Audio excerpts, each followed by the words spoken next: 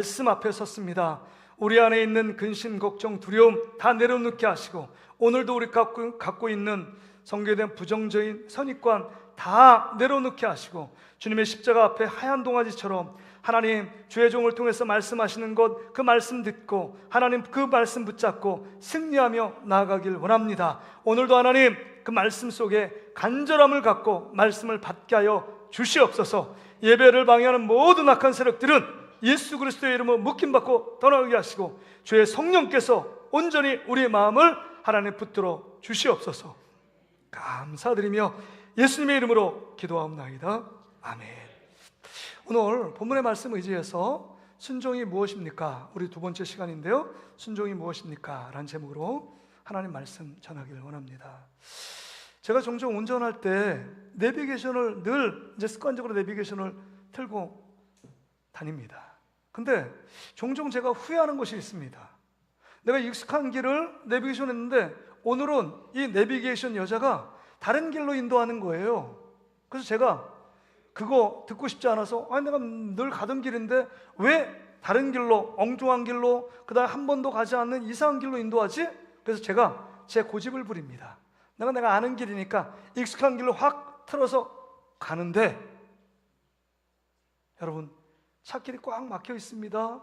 그리고 또 내가 지정된 시간에 가야 되는데 막 초조해서 엄청난 불편함, 엄청난 어려움이 겪을 때가 한두 번이 아니었습니다. 제가 후회해요. 다음엔 내비게이션 여자 말을 잘 들어야 되는데 그런 생각을 갖습니다. 내 경험, 내 습관 이거 버리고 그 다음에 이 내비게이션, 그래도 정말 GPS를 통해서 그 다음에 교통의 흐름, 그 시스템 흐름을 보아서 나보다 더 똑똑한 이 내비가 인도하는 대로 따라야지, 그러면서 따르지 않습니다. 우리도 이런 삶을 살고 있는 것은 아닐까요? 전능하신 하나님께서 우리 가운데 가장 좋은 길로, 안전한 길로 우리의 길을 인도하시지만 우리의 고집, 우리의 생각, 우리의 계획, 우리 안에 욕심이 있기 때문에 그 길을 따라가지 않고 내가 좋아하는 길, 내가 습관적으로 가기를 원하는 그 길, 그것을 갈 때가 있다는 겁니다. 그러다 한참 가다가 그 길이 내가 원하는 길이 아닌가 봐, 그러면서 여러 가지 고통과 불편함, 어려움, 괴로울 때 깨닫습니다. 아, 내가 주님이 원하시는 그 길, 순종의 그 길을 가야 되는데, 이런 생각을 할 때가 있다는 것입니다. 지금 21세기 포스트 모더니즘 시대입니다. 자기가 원하는 것, 하고 싶은 것, 말하고 싶은 것, 그 다음에 자기가 꽂히는 것, 그거에 꽂혀서 하는 것이 절대 진리라고 생각하며 절대 선이라고 생각하는 시대에 있습니다.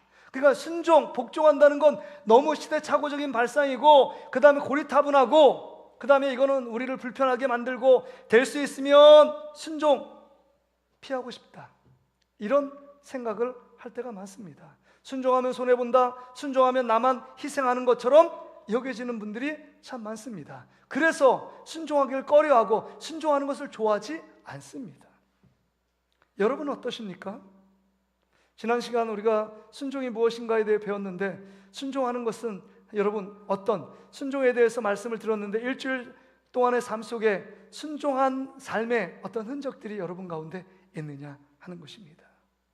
그렇습니다. 순종은 하나님 아버지께서 그렇게 순종하라고 말씀하시는 이유가 있어요. 우리를 불편하게 만들고 우리를 손해보고 희생을 강요하며 그 길 억지로 가라는 것이 아니라, 네 안에 부족함, 네 안에 제약이 있고 네 안에 약함이 있기 때문에 너의 모든 약함과 부족함을 주님의 손 붙잡고 나가는 게 순종이고, 주님의 말씀을 따라 순종할 때 하나님의 전능하신 품, 그 영원하신 품에 우리가 안겼을 때 나는 내 힘으로 할 수 없는 일들을 하나님께서 순종의 발걸음을 걸어가는 자, 순종의 그 길을 가는 자에게 하나님의 놀라운 능력을 힘입어 가게 한다는 것입니다.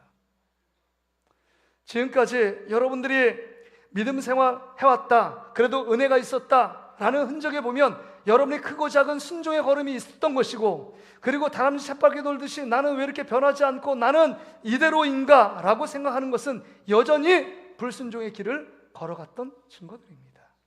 오늘 우리의 말씀을 통해서 여러분, 그 순종을 걸어가는 자에게 하나님이 주시는 상상할 수 없는 하나님 복이 무엇이고, 또한 우리가 놓치고 있는 순종할 대상자들이 있는데 놓치는 그 불순종의 길을 걸어갔던 걸음이 무엇인지를 함께 생각해보며 또 은혜를 나누기를 원합니다. 먼저요, 순종하는 자에게 주시는 하나님의 복이 있습니다. 순종하는 자에게 주시는 복이에요. 순종을 결단하고 순종하며 그 발걸음을 내댔을 때 자기의 생각을 내려놓고 자기의 모든 생각을 포기하고 순종의 걸음을 내딜 때 하나님이 주시는 놀라운 축복입니다. 오늘 본문에 보면 지금 사도 바울에게 우리에게 얘기하고 있습니다. 4장 9절의 말씀을 보세요. 너희는 내게 배우고 받고 듣고 본 바를 행하라. 그리하면 뭘 주신다고요? 평강의 하나님이 너희와 함께 하시리라. 할렐루야. 그렇습니다. 하나님 말씀에 순종하며 따르는 자에게 네가 경험하지 못한 하나님의 평강으로 내가 너희와 함께하는 복으로 너에게 축복하리라 말씀하고 있는 것입니다. 또한 여기 빌립보서 4장 6절 7절에 보면 이런 말씀도 나오잖아요. 너희는 아무것도 염려하지 마라. 염려할 때 그 염려 대신에 기도하라. 기도하면 그 말씀에 순종을 하면 너에게 어떤 복을 떠오르느냐. 4장 7절에 보면 그리하면 모든 지각에 뛰어난 하나님의 평강을 너에게 줘서 그리스도 예수 안에서 너희 마음과 생각을 지키겠다라고 말씀해주고 있는 겁니다. 그러니까 염려가 나오고 두려움이 찾아오고 걱정과 근심이 있으면 너가 기도의 무릎을 꿇으면 기도로 순종하며 말씀에 따라가면 너에게 하나님의 평강을 선물로 주시겠다라고 말씀하고 있는 것입니다. 그렇습니다. 하나님은 우리에게 평강을 주시기를 원하시는 하나님이신 줄 믿습니다. 여러분 안에 건강이 있어요. 근심 걱정이 없어요. 그 다음에 정말 돈이 많아요. 그 다음에 능력이 있어요. 그럼에도 불구하고 잠을 못 이루는 여러 가지 마음의 불편함이 있다면 그건 행복한 삶의 모습이 아닙니다. 그러기에 여러분 하나님이 주시는 그 절대 평강, 정말 세상이 주는 잠시 잠깐의 편안함 말고요, 절대 평강은요 정말 내 앞에 걱정과 근심이 있고 여러 가지 일들, 환난과 어려운 고통이 있어도 능히 돌파하는 힘은 우리 마음에 평강이 있는 자에게 그런 축복을 여러분 누리게 되는 것입니다. 다윗이 그랬지 않았어요? 전쟁을 앞에 놓고도 어떻게 잠을 이뤄요? 전쟁을 앞에 놓고 내일 죽을지 살지 모르고 민족의 운명이 풍전등화 같은데 어떻게 잠을 청해요? 잠을 청할 수 있는 것은 하나님 앞에 순종하며 하나님께 모든 인생을 맡겼기 때문에 그 인생 가운데 전쟁을 앞에 놓고 엄청난 적군이 대군이 침입해 와도 그 마음에 평강을 잃지 않았기 때문에 잠이 오는 것입니다. 우리 마음에 불안 초조히 있으면 잠이 오겠습니까? 베드로도 마찬가지 아닙니까? 정말 예수 그리스도, 나를 위해서 십자가에 죽으시고 부활하신 그 예수 그리스도, 그분을 만나고 경험한 이후의 삶이 정말 그 말씀에 순종함으로 복음을 전하는 것 아닙니까? 예수님을 죽였던 사람들 앞에서 담대하게 예수님을 너희들이 죽였고 예수님이 우리 죄를 위해서 십자가에 죽으셨고 3일 만에 부활하신 분이다, 이걸 믿어야 된다라고 얘기합니다. 그것 때문에 옥에 갇히잖아요, 베드로가. 그리고 이 종교 지도자들이 그 다음날 베드로를 처형하려고 생각합니다. 야고보도 죽였기 때문에 베드로를 처형하려고 생각해요. 그런데 베드로가 쿨쿨 잠에 청합니다. 왜 그럴까요? 그 마음에 평강이 그 마음을 넘쳤기 때문에 잠을 쿨쿨 자는데 어느 정도냐? 정말 그 허리를 천사가 쳐서 깨울 정도로 깊은 잠에 청했던 베드로의 모습을 봅니다. 여러분, 이 사람은 세상에 감당할 수 없는 것 아닙니까? 아무리 내 생명의 위협이 찾아오고 아무리 정말 여러 가지 삶의 풍전등화가 찾아오고 여러 가지 고통이 찾아와도 내 마음속에 정말 하나님께서 주시는 평강이 있다면 그 사람이 가장 행복하고 그 사람이 가장 복된 인생 살아가는 것 아니겠습니까? 근데 여러분, 하나님 말씀에 어기면 두려움이 찾아와요. 여러분, 창세기 3장 8절부터 10절의 말씀을 보면 아담 하와가 여러분 선악과를 따먹었잖아요. 따먹으니까 마음에 어떤 마음이 들었어요? 하나님이 왜 따먹었냐? 치조하고 그 다음에 책망하고 그 다음에 따지기 전에 그들이 마음속에 두려워서 동산나무 뒤에 숨었다고 고백합니다. 그렇습니다. 말씀에 불순종하면 두려움이 찾아오는 거예요. 말씀대로 따라 살지 않으면 스물스물 우리 안에 걱정과 근심, 나 어떻게 해야 되지? 나 괴롭네? 이런 생각이 드는 것 아닙니까? 종종 운전할 때 요새는 30km 어린이 보호구역도 있고 막 있잖아요. 근데 무심코 그냥 아무 생각 없이 이렇게 운전하다 보면 어느 때 막 40km 달리고 50km 달릴 때가 있잖아요. 그러니까 30km, 이 속도 제한이 30인데 집에 와서 곰곰이 생각합니다. 이제 벌칙금이 날라오거나 아니면 벌점을 받겠네? 그래서 걱정이 돼요. 그리고 주차를 어느 식당을 갔는데 주차할 공간이 없어서 정말 주차하지 말아야 될 곳에 잠시 주차를 했어요. 밥 먹는 그 시간 내내 걱정이 됩니다. 하지 말라는 것을 하고 있기 때문입니다. 그러기에 하나님 말씀에 순종하며 따르는 자에게 평강의 복이 찾아오는 것입니다. 오늘 이 말씀을 듣는 우리 사랑하는 성도들은 하나님이 주시는 그 순종함으로 평강의 복을 누리는 축복의 주인공 되시기를 주의 이름으로 축복합니다. 두 번째는요, 여러분 정말 하나님 말씀에 순종하며 따르는 자에게 뭘 오냐? 여러분, 형통의 복이 찾아옵니다. 형통의 복. 형통의 복이 뭘까요? 우리가 가장 원하는 게 형통의 복 아닙니까? 어떤 계획을 하도 어떤 일을 해도 막힘 없이 장애물이 없이 뚝뚝 사통팔당으로 뚫리는 거 아닙니까? 우리 인생이 모든 사람이 다 그걸 바라는 것 아니에요? 직장 다니는 사람은 승승장구하고 사업장 하는 사람은 더 정말 회사 이익이 극대화되어 정말 여러 가지 일들을 힘있게 감당하고 사업장이 더 늘어나고 이게 형통의 복 아닙니까? 그 모든 것을 원해요.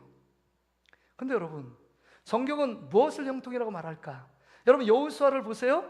모세가 죽었어요. 시종으로 섬겼던 이 여호수아가 모세가 죽어서 이스라엘 2대 지도자가 됩니다. 250만 300만이 되는 그 이스라엘 민족들을 그 무매하고 불순종이 잘하고 늘 곁길로 가기 잘하는 이스라엘 민족을 가나안 땅으로 이끌어가는 지도자의 삶이 얼마나 고단하고 힘들까요?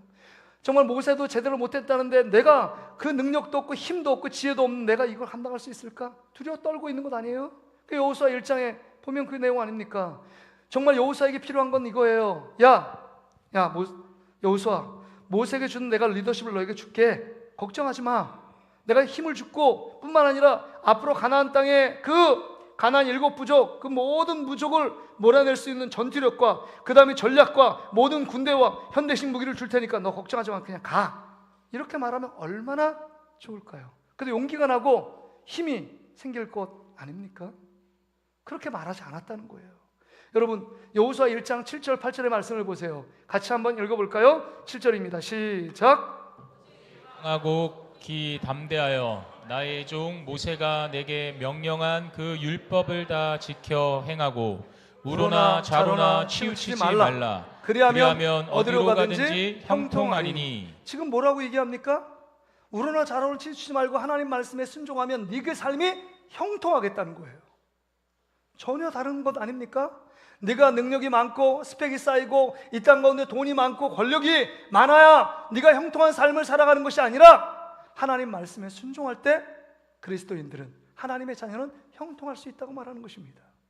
또 8절 똑같은 말을 하고 있잖아요. 8절 제가 읽어드립니다. 이 율법책을 내 입에서 떠나지 말게 하며 주야로 그것을 묵상하여 그 안에 기록한 대로 다 지켜 행하라. 그리하면 내 길이 평탄하게 될 것이며 내가 형통하리라. 우리 인생에 평탄한 길을 원하잖아요. 평탄의 비결, 형통의 비결은 다른 데 있지 않다는 것입니다. 내가 열심히 공부해서 시험에 합격하고 내가 열심히 일해서 승진하고 내가 열심히 일해서 사업을 확장하는 것, 일반 은총으로 그것도 있습니다. 더 중요한 것은 그거 우선에 먼저 하나님 말씀에 순종할 때, 여러분 우리 이런 말 있잖아요. 브로도저 앞에 삽질한다. 삽질 엄청 하루 종일 해보세요. 종일 해봤자 브로도저 가서 한 삽으로 탁 뛰면 하루 종일 일한 것보다 더 효율이 더 효능감이 생기는 건 아닙니까? 그런 것처럼 하나님께 순종하는 자에게 여러분 우리 인생 가운데 여러분이 상상하지 못하는 형통의 길로, 평탄의 길로 인도하시는 그 하나님을 만나는 여러분 되시기를 주의 이름으로 축복합니다. 여러분, 다윗이 그 순종의 사람, 그래서 모든 전쟁에서 백전백승했던 이 다윗이 죽음의 목전 앞에 두고 그 사랑하는 아들 솔로몬에게 유언하잖아요. 뭐라고 유언해야 되겠습니까? 야, 정치 잘해야 된다. 그리고 이스라엘 민족을 부강한 나라를 만들어야 돼. 그리고 사람 너무 믿지 마라. 네가 뭐 이런 말 저런 말 할 수 있는 것 아닙니까? 근데 그런 말 하지 않아요. 네 나라가 어떻게 왕이 유다 지파의 왕위를 계승하기 위해서 너의 정적들을 죽이고, 이런 말하지 않습니다. 뭐라고 말하는지 아세요? 열왕기상 2장 1절부터 3절 말씀에 이렇게 되어 있습니다. 같이 한번 읽어볼까요? 시작. 다윗이 죽을 날이 임박하매 그의 아들 솔로몬에게 명령하여 이르되 내가 이제 세상 모든 사람이 가는 길로 가게 되었노니 너는 힘써 대장부가 되고. 그 다음 3절이요. 제가 읽어드립니다. 제가 읽어드릴게요. 화면을 보세요. 내 하나님 여호와의 명령을 지켜 그 길로 행하여 그 법률과 계명과 율례와 증거를 모세 율법에 기록한 대로 지키라. 그리하면 네가 무엇을 하든지 어디로 가든지 형통할지라. 할렐루야. 지금 여호수아에게 했던 하나님의 말씀이나 다윗이 솔로몬에게 했던 그 말이나 똑같은 것 아닙니까? 야, 무기 들어야 돼, 권력 있어야 돼, 힘 있어야 네 인생 가운데 행복하다, 형통하다, 이렇게 말하지 않는다는 거예요. 세상의 기준 따라 형통의 기준이 아닙니다. 하나님의 말씀에 순종하면 너희가 갖지 못한 것 갖게 되고, 너희가 하지 못한 것 하게 되고, 너희가 걸어가지 못한 하나님께서 예비된 형통의 길로 우리를 인도해 가시겠다라고 말씀하고 있는 것입니다. 여러분 어떻게 살길 원하십니까? 여러분 세상의 방법으로 살길 원하십니까? 하나님이 원하시는 그 길을 따라가길 원하십니까? 여러분 하나님의 손잡고 하나님이 기뻐하시는 그 길을 걸어가는 여러분 되시기를 주의 이름으로 축복합니다. 제가 좋아하는 말씀 중에 잠언 3장 6절의 말씀이 있어요. 한번 띄워줘 보세요.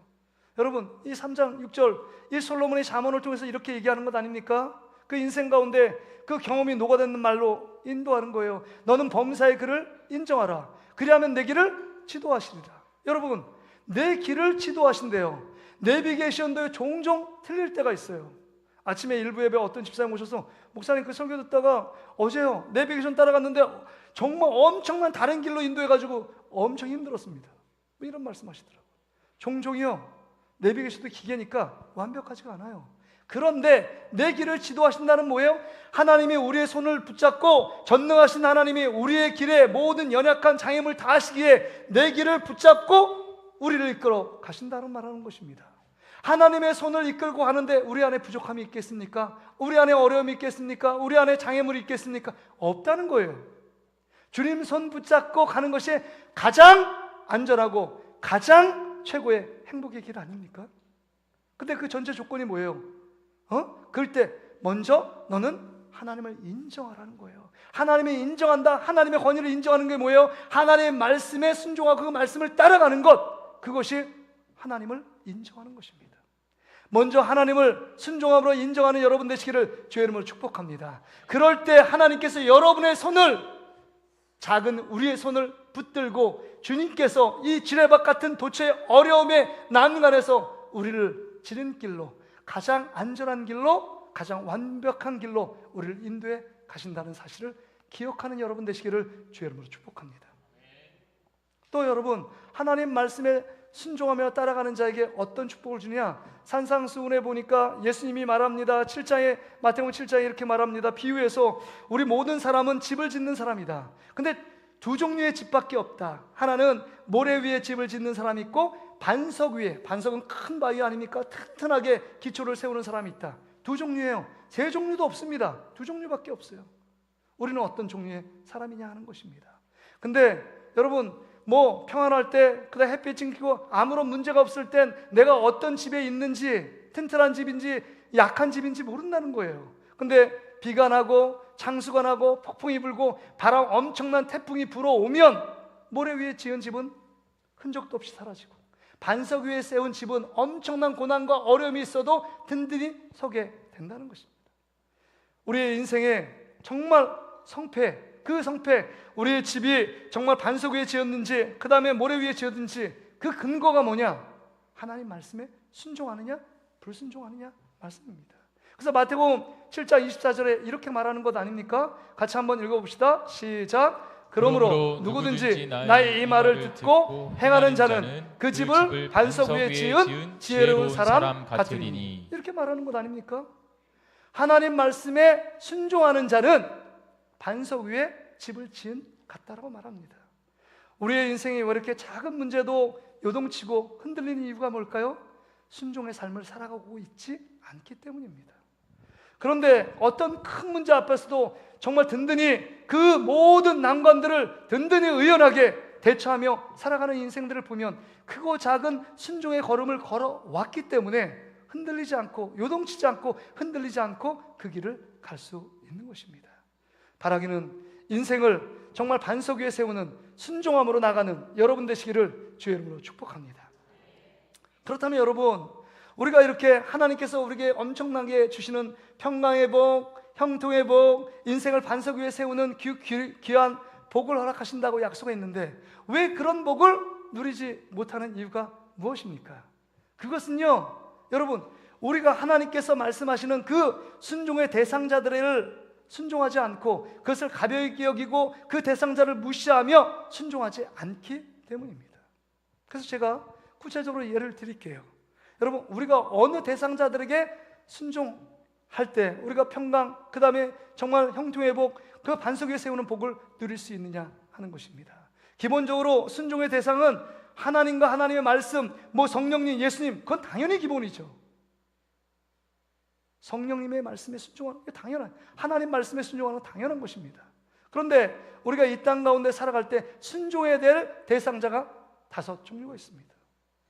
먼저는요, 세상의 권세자들에게 순종하라는 거예요. 권세, 높은 지위에 있는 것은 하나님께서 세웠기 때문에 그 정치를 못하든 하나님 좀 못하든 그 위정자들에게 순종하라고 말합니다. 이게 로마서 13장 1절 말씀 아닙니까? 같이 한번 보겠습니다. 로마서 13장 1절 같이 읽습니다. 시작. 각 사람은 위에 있는 권세들에게 복종하라. 권세는 하나님으로부터 나지 않음이 없나니 모든 권세는 다 하나님께서 정하신 바라. 여러분, 대통령을 내가 진보의 색채를 띠든 내 성향이 보수든 어떤 대통령 선거로 뽑혀지는데 그 선거로 뽑힌 그 모든 결과는 하나님이 결과의 주체라는 것입니다. 하나님이 세웠다는 것입니다. 하나님이 세우지 않으면 설 자가 없는 것입니다. 그러기에 그 권세자들에게, 그 높은 위정자들에게 순종하고 복종할 것을 말씀하고 있는 것입니다. 왜요? 하나님은 질서의 하나님입니다. 이 우주 만물도 하나님의 질서에 의해 순종함으로 이 우주 만물이 돌아가는 건 아닙니까? 이 은하계가 만약에 그 자연 만물이 불순종하고 있다면 여러분, 이 지구가 멸망해도 몇 번 멸망했을 겁니다. 하나님은 질서예요. 그래서 질서를 세우고 그 질서에 순종하고 순복하기를 원하십니다. 또한요, 어떤 대상자에 순종해야 될까요? 부모에게 순종해요. 부모에게. 이건 두말할 필요가 없습니다. 우리가 5월 10일 날 우리 어버이 주일 날 말씀을 드리겠지만 여러분, 우리가 부모를 너무 가까이 대하고 시간을 많이 가지니까 부모가 너무 친밀합니다. 근데 부모의 소중함을 몰라요. 부모의 말에 여러분, 그 말을 가볍게 여깁니다. 그리고 부모의 말을 무시해요. 부모의 권위에 따르지 않습니다. 근데 여러분, 십계명 두 돌판을 모세에게 주면서 1계명부터 4계명까지는 하나님을 순종하며 하나님을 예배하라는 것이고 다섯 번째 계명, 첫 번째 인간들에게 준 계명 가운데 첫 번째 계명이 네 부모를 순종하라. 이게 출애굽기 20장 12절 말씀 아닙니까? 그 다음에 신약에서 에베소 6장 1절에 이렇게 말하는 거 아니에요. 6장 1절입니다. 같이 읽습니다. 시작. 자녀들아, 주 안에서 너희 부모에게 순종하라. 이것이 옳으니라. 부모를 무시하고 부모에 대해 순종을 하지 않기 때문에 우리 안에 하나님이 주시는 평강과 형통의 복을 빼앗기고 있는지도 모릅니다. 왜 나는 일들이 자꾸 꼬이고 일들이 정말 되는 일마다 자꾸 안 되지? 여러분, 순종하고 있지 않기 때문입니다. 세 번째는요, 여러분, 영적인 지도자에게 순종하라고 말씀합니다. 하나님이 세웠기 때문에 그가 능력이 있든 없든 하나님이 세운 종에게 순종하라고 말합니다. 모세를 이스라엘의 지도자로 세운 것입니다. 하나님이 세웠습니다. 그가 뭐 더 뛰어나고 더 능력 있고 그 다음에 출중하다, 그것이 아니면 하나님이 세웠기 때문에 그 이때 있는 레위인들, 이스라엘 백성들은 순종하고 따라야 할 의무가 있는 것입니다. 그런데 고라와 그 다음에 다단이 그 다음에 모세의 리더십에 불순종해 반기를 듭니다. 그것 때문에 하나님의 진노 가운데 고라와 다단을요, 땅이 갈라져서 그들을 삼켜버립니다. 하나님의 저주가 임합니다. 그리고 여러분, 이 모세의 누이인 그 미리암이 있잖아요.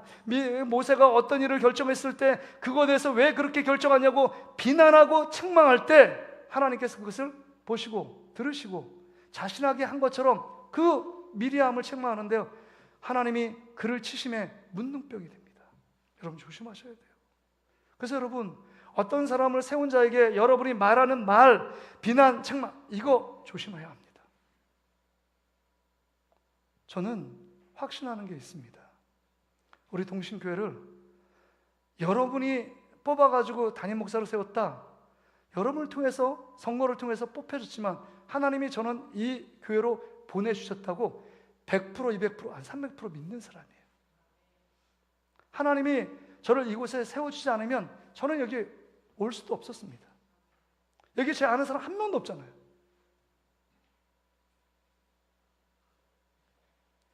그러면서 어떤 분이 그러시더라고요. 이거 설교했는데, 영동중앙교회에서 이렇게 설교했는데, 설교 몰래 담임 목사 외에는 몰랐는데 어느 장로님이 저한테 그러시더라고요. 저를 툭 치면서, 김 목사님 왜 설교를 그렇게 했어? 왜 오래 했어? 그런 얘기를 하더라고요. 아유, 안 됐나 보다. 여러분, 안 된 게 아닙니다. 하나님이 이 자리에 하나님 담임 목사로 세우기 원하시면 하나님이 하나님의 종이기 때문에 세워지는 줄 믿습니다. 그러기에 저가 제 안에 연약함이 있고 부족함이 있고 약함이 있습니다. 여러분 안에 저보다 더 똑똑하고 능력이 있고 어느 분야의 전문가일 수 있습니다. 그럼에도 불구하고 제 연약함 가운데 있지만 제가 하나님께 기도하면서 이런 일들을 했으면 좋겠다라고 생각하면 여러분 순종하며 따라와야 한다는 것입니다. 왜 그럴까요? 제가 잘나서 제가 능력이 있어서 아닙니다. 하나님이 저를 세워줬고 그 직분에 여러분 순종하는 것입니다. 여러분, 그로 말미암아 여러분들이 더 이 평강과 형통, 반석 위에 세워지는 그 복들을 누려하기 때문입니다. 혹시 저하고 맡긴 담에 혹시 있으신 분이 있습니까? 여러분, 저 안에 허물이 있겠지만 여러분 마음을 기도하시면서 저를 용서하고 품으시길 바랍니다. 말씀이 들어가지 않고 그 권위에 순종하지 않는다면 여러분 안에 하나님이 주시는 평강, 형통, 반석 위에 세워지는 길은 없습니다. 왜요? 말씀 위에 초월할 수 있는 사람은 없잖아요. 그래서 히브리서 13장 17절, 이게 제 인간의 말이 아니라 지금 히브리 기자가 이렇게 얘기하는 것입니다. 같이 한번 읽어볼까요? 시작. 너희를 인도하는 자들에게 순종하고 복종하라. 그들은 너희 영혼을 위하여 경성하기를 자신들이 청산할 자인 것 같이 하느니라. 그들로 하여금 즐거움으로 이것을 하게 하고 근심으로 하게 하지 말라. 그렇지 않으면 너희에게 유익이 없느니라. 너희 유익이 없어요. 순종의 엄청난 복들을 누리길 원하는데 그 불순종함으로 말미암아 그 유익을 빼앗길 수 있다라고 말씀하시는 겁니다. 또한요, 여러분 네 번째는 육체의 상전에게 순종하라고 말합니다. 그러니까 직장 생활했는데 말달지고는 과장에게 순종하고 과장은 부장에게 순종하고 부장은 사장에게 순종하는 것, 이거는 그 회사의 질서를 유지하는 것이고 또 이 사회 질서를 유지하는 끈 아닙니까? 그래서 여러분 에베소 6장 5절에 하나님이 이렇게 말씀하고 있는 것입니다. 제가 읽어드립니다. 종들아 두려워하고 떨며 성실한 마음으로 육체의 상전에게 순종하기를 그리스도께 하듯 하라. 이게 심지어 사람에게 순종하듯 하지 말고 그리스도께, 하나님께 순종하듯 상전에게 순종하라, 이렇게 말하고 있습니다. 이렇게 순종하는 자에게 하나님이 승승장구하게 만들어 주시지 않을까요? 하나님께 순종하는데. 마지막으로 다섯 번째, 이게 제가 우리 성도들이 가장 불편한 것, 아내들이 남편에게 복종해야 합니다. 이건 제 말이 아니라 에베소 5장 27절 말씀입니다. 24절, 에베소 5장 24절 같이 한번 읽어볼까요? 시작. 그러므로 교회가 그리스도에게 하듯 아내들도 범사에 자기 남편에게 복종할지니라. 범사에게. 근데 여러분, 지금 모계 사회 아닙니까? 이거 성경을 좀 바꿔야 되는 거 아니에요? 남편들아 아내에게 복종하며 살지어다, 이렇게 바꿔야 되는 거 아니에요? 요새 남자들이 여자의 말을 안 듣고 살아요? 이거 큰일 나는 얘기 아닙니까? 그러나 남편이 영적인 가장으로 하나님의 권위로서 세워진 가장으로서 정말 남편은 아내를 더 사랑하고, 이게 그래서 상하 관계를 얘기하는 게 아니라 사랑으로 서로 순종하고 복종하라고 말씀하는 것입니다. 남편은 아내에게, 아내는 남편에게. 아내는 내 밑이야, 이런 말을 하는 게 아닙니다.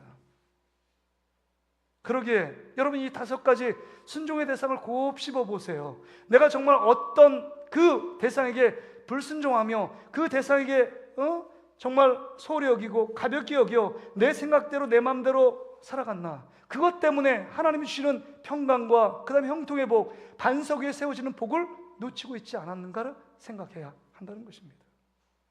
마지막으로요, 우리가 생각할 것이 있습니다. 순종하라고 하니까 우리가 주의할 점이 뭐냐? 순종하라니까 정말 너 예수 믿지 않는 부모가 너 교회 다니지 마, 그럼 방구석에서 그 말을 딱 순종해서 교회 가지 않는 것이 진짜 하나님께 순종하는 것이냐? 아니라는 겁니다. 주의할 점은 여러분, 부모에게 순종도 주 안에서 하나님 말씀하시는 그 법도 안에서 순종하는 것입니다. 그래서 만약에 나라의 위정자들이 동성애를 합법화시키거나 동성결혼을 합법화시킨다, 이거에 대해서 우리는 저항하고 우리는 그것에 대해 한 거 해야 합니다. 잘못된 법을 입법화시키고 잘못된 정말 기독교의 어떤 질서, 하나님의 말씀에 위배되는 일들을 만약에 위정자들이나 대통령이 그 시행한다, 우리는 그것에 대해서 철저히 대응해야 합니다. 그것까지 순종할 수는 없어요. 여러분, 느부갓네살 왕이 금신상을 만들어 놨습니다. 그리고 종을 치면, 시간에 종을 치면 모든 사람이 그 앞에 절을 하라고 말합니다. 근데 여러분이 아는 것처럼 다니엘의 세 친구 사드락 메삭 아벳느고는 그 앞에 고개를 뻣뻣이 듭니다. 나는 하나님만을 섬기는 사람이다. 나는 이 금신상에 절하지 않겠다. 야, 너 절하지 않으면 저 푸른 불 지금보다 10배나 뜨겁게 해서 너를 저 불 속에 쳐넣을 거다. 그래도 두려움이 없습니다. 하나님이 나를 구원하실 것이고 그리 아니하실지라도 나는 저 금신상에 절할 수 없다라고 하나님 말씀에 순종의 길을 걸어갔다는 것입니다.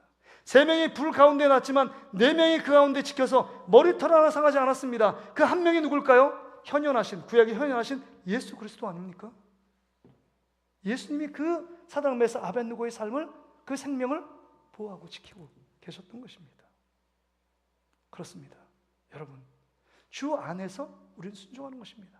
그 외에는 방법적인 문제라면 그게 내가 원하는 방법이 효능감 있고 더 빠른데, 우리 뭐 전도 회장이라든지 이럴 때 할 때 내 방법, 여러분 그 방법적인 문제 조금 느리고 천천히, 그거 여러분 좀 시간이 걸리더라도 순종해 주는 것입니다. 그래서 그 조직이, 그 질서가 세워지는 것입니다. 뿐만 아니라 우리가 또 주의할 점이 있습니다. 여러분, 우리가 원하는 부분적인 순종, 그 순종은 불순종입니다. 잘 아셔야 돼요. 여기 그리스도인 중에서 여러분, 우리가 작정하고 모든 거 다 불순종하는 사람은 없습니다. 이게 하나님 앞에 주의 정말 안식을 거룩하게 지키라 말씀에 순종하여 나온 것 아닙니까? 근데 내가 원하는 것, 하고 싶은 것만 순종하고 내가 원치 않고 내가 거북하고 내가 힘들고 익숙하지 않은 건 불순종합니다. 사울 왕이요, 아말렉 전투에서 다 죽이라고 했을 때 자기가 원하는 거, 하나님 말씀에 순종한 거 많습니다. 자기가 원하는 최선이라고 생각했어요. 근데 여러분, 하나님이 그 부분적인 순종을 불순종으로 보고 하나님이 사울 왕을 세운 것을 후회한다라고 저주했습니다. 우리 마음이 나뉘지 않고 전적으로 주님 앞에 헌신하며 순종하는 것, 100% 마음을 드리는 것, 이게 전적인 순종이라는 것입니다.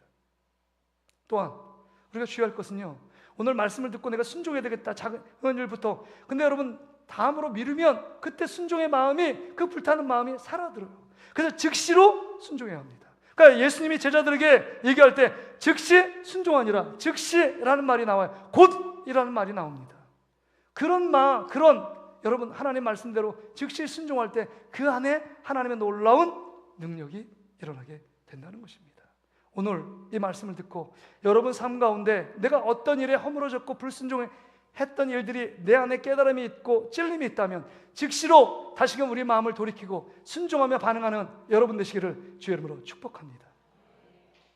말씀을 정리합니다. 우리가 미국에 정말 복음 전도자로 엄청난 사람들을 예수께로 인도했던 무디 목사님 이야기를 듣고 제가 참 감동이 되더라고요. 그 목사님이 엄청난 불같은 말씀을 전하기에 그 사람들이 회개하고 예수 앞으로 막 돌아갔습니다. 교회로. 근데 그래서 무디 목사를 따르는 많은 제자들이 있었습니다. 청년들이. 근데 한 청년이 정말 무디 목사님의 말씀에 청종하고 그 말씀을 듣고 가르침을 받고 있는 청년이 무디 목사님을 물어봅니다. 목사님, 내가 하나님 앞에 크게 멋지게 쓰임 받고 싶습니다. 내가 무엇을 해야 됩니까? 라고 물었습니다. 근데 이 무디 목사님이 이런 말을 하는 거예요. 주머니에서 5센트 돈을 주면서, 야, 이거 갖고 저 길 건너편에 가난한 사람들이 살고 있는데 그 찻집, 그 우측에 있는 그 찻집, 그 모양을 만들 그 찻집에 보면 가난한 소년이 살고 있는데 그 아이에게 가서 이 돈을 갖고 빵을 좀 사다 주고 오라. 근데 그 5센트를 주머니에 넣고 씩씩거립니다. 아니, 내가 거창한 일을 하고 큰 일을 하는데 이 작은 5센트 갖고 지금 빵이나 셔틀, 빵이나 지금 사가지고 걔한테 배달해야 돼?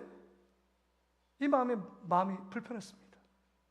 그런데요, 그냥 그 무디 목사님 시켰으니까 그래도 억지라도 빵가게 가서 빵을 사가지고 아이한테 줬는데 그 아이가 눈물을 뚝뚝 흘리면서 감사를 표하는 거예요. 자기가 먹을 것이 똑 떨어졌는데 이 빵을 나에게 주셨다. 그 눈망울을 보면서 돌아오면서 깨닫는 거예요. 아, 내가 이 작은 일에도 순종하지 못하는데 어떻게 하나님의 큰 일을 할 수 있을까? 여러분, 오늘 이 말씀을 듣고 우리에게도 이 말씀이 적용돼야 되지 않아요? 우리 안에 작은 것이라도 하나님 앞에 순종하며 결단할 때 이 작은 일을 통해서 하나님은 그것을 받으시고, 여러분, 그 작은 일이 작은 일이 아니라 하나님 보시기에 5달란트나 2달란트, 1달란트 똑같은 것입니다. 우리 편에서 보면 작은 일이지만 그 작은 일에 충성하고 작은 일에 순종하를 원하는 자에게 하나님의 귀한 일들을 맡기십니다. 오늘 여러분 말씀을 듣고 작은 친절의 행동 하나, 그 다음에 알량한 자존심 하나 꺾고 어떤 사람에 대해서 불편하게 힘들게 했다면 미안하다, 죄송하다 말하고, 또한 보이지 않는 것 가운데 나의 헌신과 봉사와 순종을 통해서 여러분 다른 사람을 기쁘게 해주는 것, 작은 일, 우리에게 작은 일이 무엇인지를 다시 한번 생각하고 그 일에 순종하며 나아가는 저와 여러분 되시기를 주의 이름으로 축복합니다.